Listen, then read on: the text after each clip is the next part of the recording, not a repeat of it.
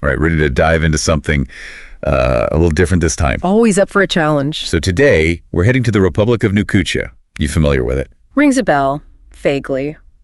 Refresh my memory. Yeah, so it's this island nation led by General Nuko. Pretty interesting figure, actually. Okay, starting to come back to me now. And they've got this, how do I put it? This fascination with Moai statues. Ah, yeah, the big stone heads. Exactly.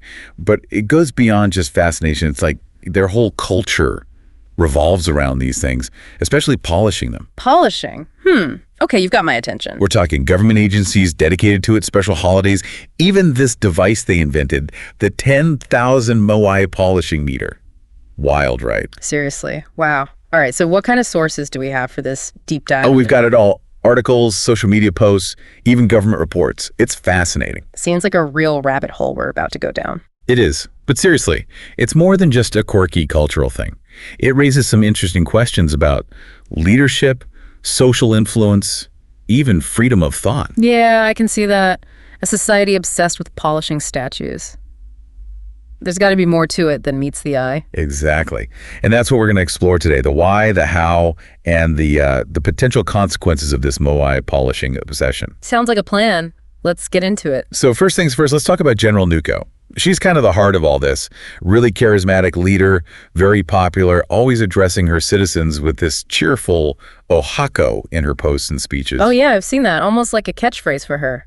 Smart tactic. And she uses that popularity to promote, you guessed it, Moai polishing. So it's like top-down cultural engineering. In a way, yeah. She's constantly weaving Moai polishing into her messages, linking it to national pride, spiritual well-being, even personal growth. Interesting. Any examples? Yeah, like in one post, she talks about waking up on a Saturday, and the first thing that pops into her head is polishing a Moai. It's like a ritual for her. Wow. So it's not just a policy. It's like ingrained in her personal life, too. That's powerful messaging. And it doesn't stop there. The whole government is structured around this idea. We mentioned the Moai Polishing Enhancement Week, but there's also like public service announcements, dedicated agencies, even a whole channel on their state-run TV devoted to Moai, Choco cornets, and of course, General Nuko. Taco cornets. Ah, yeah. Apparently those are a big deal there too. So we're talking about a society where every aspect of life seems to be intertwined with Moai polishing and General Nuko's vision. Pretty much. And while it might seem harmless, even kind of cute on the surface, it does raise some questions. Like what? Well, for starters, is all this enthusiasm genuine? Or is there an element of social pressure at play?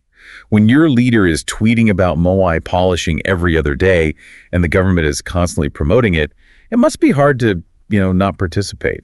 Yeah, I can see that. It's like how much of this is free will and how much is, well, not. Exactly. And that's just scratching the surface. We haven't even touched on the 10,000 Moai polishing meter or their obsession with Thursdays. Wait, Thursdays? Oh yeah, that's a whole other rabbit hole. Yeah. Apparently General Nuko loves Thursdays, and so now the whole nation celebrates them.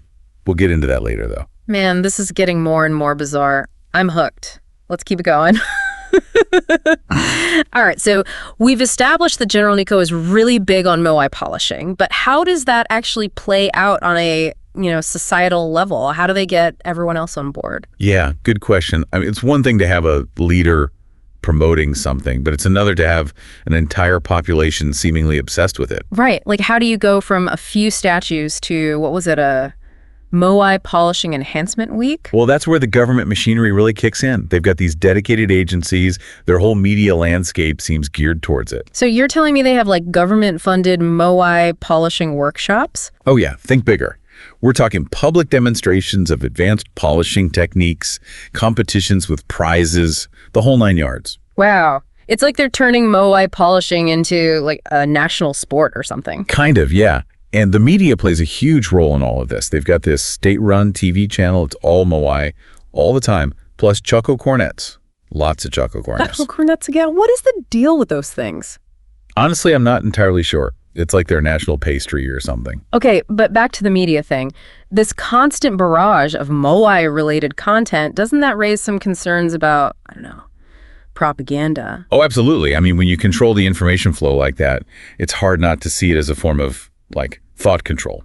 Right. It's like if all you ever see and hear is about the importance of Moai polishing, wouldn't you start to believe it too? Exactly. It's like creating this reality where Moai polishing isn't just a thing you do, it's like a core part of your identity. And that ties in with what you were saying earlier about the 10,000 Moai polishing meter.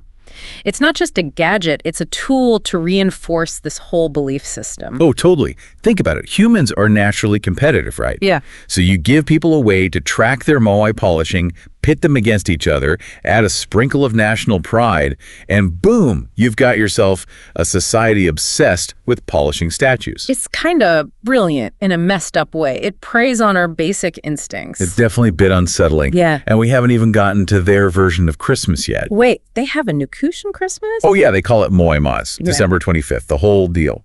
Except instead of presents and trees, it's all about, you guessed it, polishing Moai. Seriously, instead of decorating a tree, they polish a giant stone head. Yep. And instead of carols, they sing songs praising General Nuko and her love for Moai. Wow, I mean, that's a choice. It makes you wonder how people who might celebrate Christmas in a more traditional way feel about all this. Right. For sure. Is it seen as an attack on their beliefs? Are they forced to participate? We don't really have enough information to say. Yeah, that's one of the things that makes Nukutia so fascinating. There's this surface level of happiness and unity, but underneath there are all these questions about freedom of thought and the potential for, well, coercion. Okay, so Moai polishing, choco cornets, Moai amas. What else is there? Oh, just their nationwide obsession with Thursdays? Oh, wait, hold up. Thursdays? What, do they have like a giant Moai that only gets polished on Thursdays or something? Not quite, but almost. Yeah. It all goes back to General Nuko. Apparently, Thursday is her favorite day of the week, and, well, the entire nation has adopted it as a day of celebration. Seriously, because their leader likes Thursdays. Yep. They have parades, special TV broadcasts. I wouldn't be surprised if they had limited edition chocolate cornets with Thursday-themed sprinkles. This is getting weirder by the minute. But it also makes you think, is this genuine adoration for their leader, or is it just another layer of, like, social control? Right. Are people genuinely excited about Thursdays, or are they just going along with it because that's what's expected of them? It's hard to tell from the outside. It's like this whole society is built around pleasing General Nuko and polishing Moai. And that's what makes Nukutia such a fascinating case study. It's like this bizarre mix of happiness, conformity, and, well, a whole lot of unanswered questions. Yeah, definitely fascinating. But also a little creepy, if I'm being honest. Like, what happens if you don't like polishing Moai or Thursdays? Exactly. And that's something we'll explore in the next part of our deep dive. What are the potential consequences of living in a society where conformity is so highly prized and dissent is, well, maybe not explicitly forbidden, but definitely not encouraged? Okay, so we've covered a lot of ground here. Moai polishing, chocolate cornets, Moai Mas, even Thursday worship. But where does it all lead? What's the bigger picture when it comes to Nukutia? Well, that's the million-dollar question, isn't it? We've seen how they've built this society around conformity and obedience, but what are the long-term implications of that? What happens when everyone's so focused on polishing Moai that they stop thinking for themselves? It's kind of like putting all your eggs in one basket, right? What if something happens to those Moai or General Nuko? What happens to Nukutia then? That's a good point. They seem very reliant on this one very specific cultural practice and this one very specific leader. It doesn't leave much room for, flexibility or adaptation. And what about the people? What happens to their sense of individuality when they're constantly being told what to think, what to do, even what day to celebrate? Yeah, I mean, is it even really happiness if it's like manufactured, if it's based on following the crowd and not rocking the boat? It's like that saying, the nail that sticks out gets hammered down. Does that apply in Nukutia? What happens to the people who, maybe don't want to polish Moai every day or wear Thursday-themed hats? Right. Do they just keep their heads down and go along with it? Or do they get, ostracized, punished? That's what we don't know. And that's what's so concerning. Because a healthy society needs diversity of thought. It needs people who are willing to question things, to challenge the status quo. Absolutely. It's like if everyone's always agreeing with each other, then how do you know if you're actually on the right track? How do you learn and grow as a society? Exactly.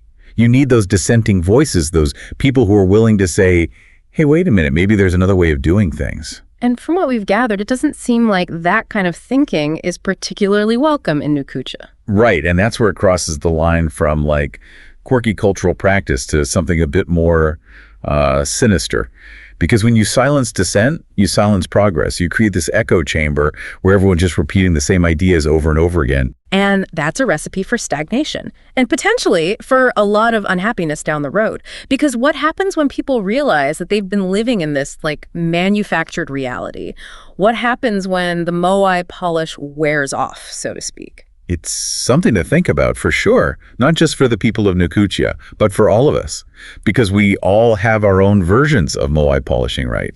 Our own things that we're told we have to believe or do in order to fit in. That's a good point. It's what are our blind spots? What are the things that we accept without question because they're just, part of our culture? Exactly. And I think that's the biggest takeaway from this whole deep dive, the importance of critical thinking, of questioning things, of not just accepting things at face value because everyone else seems to be doing it. Absolutely.